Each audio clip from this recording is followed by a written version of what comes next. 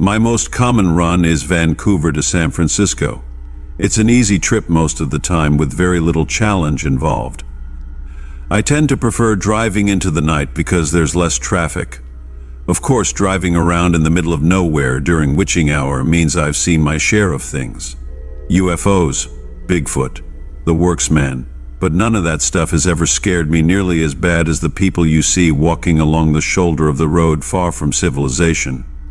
I noticed my first one on my junior run down south on the number 5.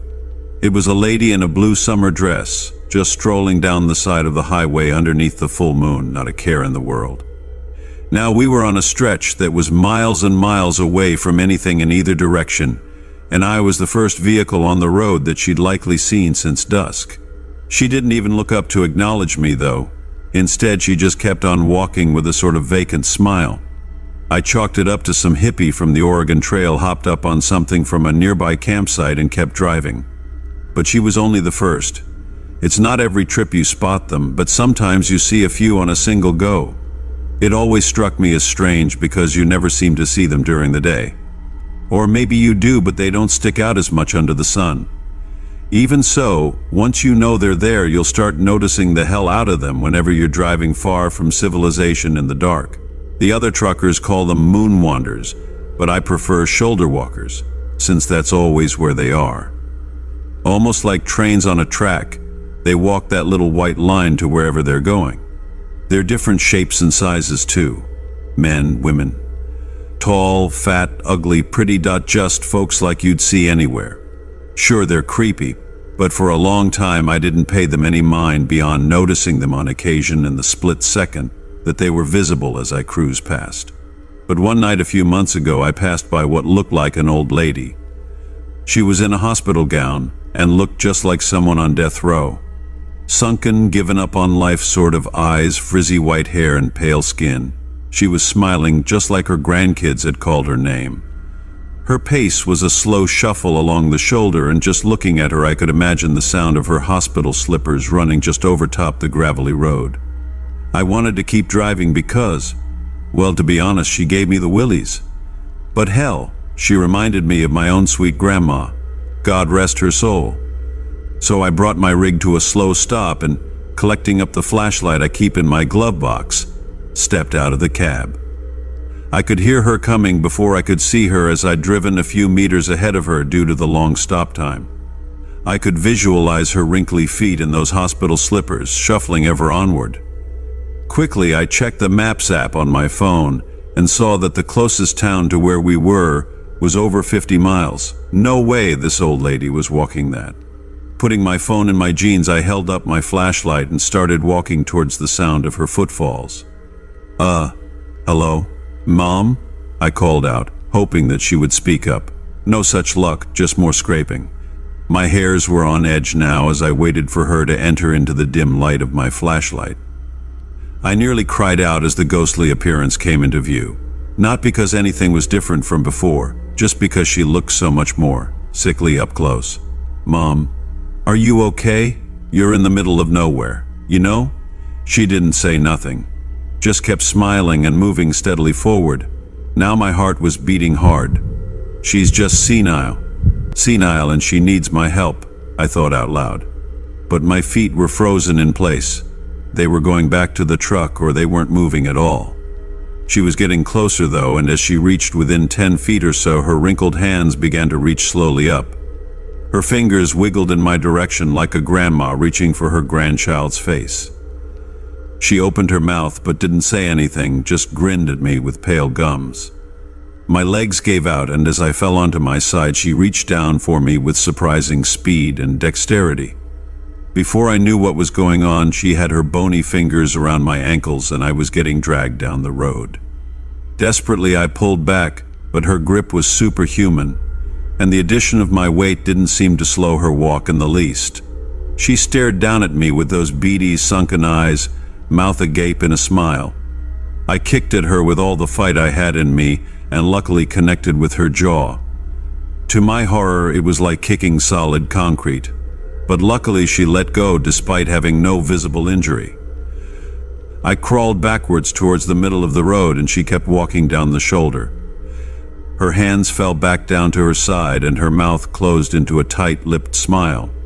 But her gaze stayed locked on mine as she slowly shuffled out of my flashlight's beam. I waited as the scraping bit by bit faded from my ears, and after what ended up being a half hour of stunned silence, I worked up the nerve to get up and go back to my rig. No sign of the lady, but when I climbed into my cab and sped down the highway, it didn't take long to catch up with her. Her eyes were still stuck on me. They probably had been the whole time as she walked away. The last I saw of her as I gunned it away was her thin, chapped, smirking lips. According to some other guys I know, I'm the first to try and interact with a shoulder walker, and if God is good, I'll be the last. Since then, I've seen plenty more. Strolling down the highway in the pitch dark. I even saw a kid once.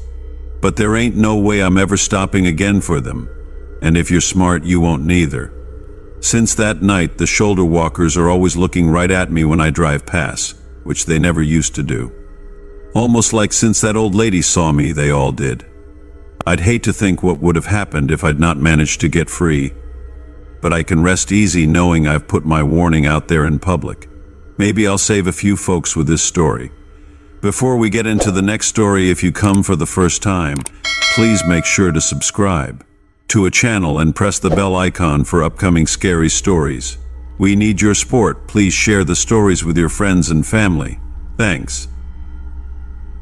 In the late 90s or early 2000s, my brother, a truck driver, had a strange and scary experience while driving through Pennsylvania. He was on his way back to New Jersey, hauling a load that needed to be delivered the next morning. After hours on the road, he decided to pull over and rest. He parked his truck behind two other trailers on a quiet, dark stretch of road. The night was calm, with only the occasional rustle of leaves in the wind. He climbed into the sleeping compartment of his truck, trying to get some much-needed sleep. The other trucks seemed to be doing the same, their drivers already settled in for the night. Around 3 a.m., my brother was suddenly awakened by a loud bang on the right door of his truck. His heart raced as he quickly grabbed the baseball bat he always kept nearby for protection. He peeked out the window but saw nothing but darkness. The road was empty, and the other trucks were still and silent. Just as he was about to lie back down, he heard another bang, this time on the left door. He jumped up, adrenaline pumping through his veins. Holding the bat tightly, he peered out the left window. Again, there was nothing there, only the quiet night staring back at him. Suddenly, a series of bangs hit both doors at the same time, louder and heavier than before. The truck began to shake violently as if someone was trying to break in. He looked through the curtains on both sides, desperate to catch a glimpse of whoever or whatever was causing this chaos. But there was no one there. The banging continued, relentless and terrifying. My brother's mind raced. He couldn't explain what was happening. There was no sign of anyone outside. The eerie, empty road seemed to mock his fear. In a panic, he scrambled into the driver's seat and started the engine.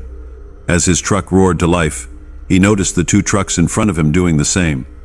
Their headlights cut through the darkness, illuminating the empty road ahead.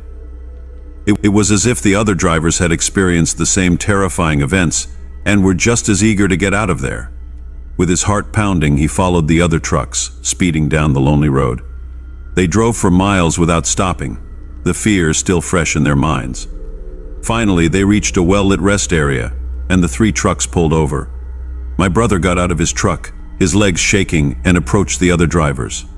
They all looked pale and shaken. One of them, an older man with a grizzled beard, spoke first.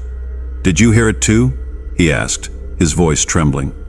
My brother nodded, still clutching his bat. "Yeah, the banging. It was like someone was trying to get in." The third driver, a younger man, looked around nervously. "I checked outside. There was no one there.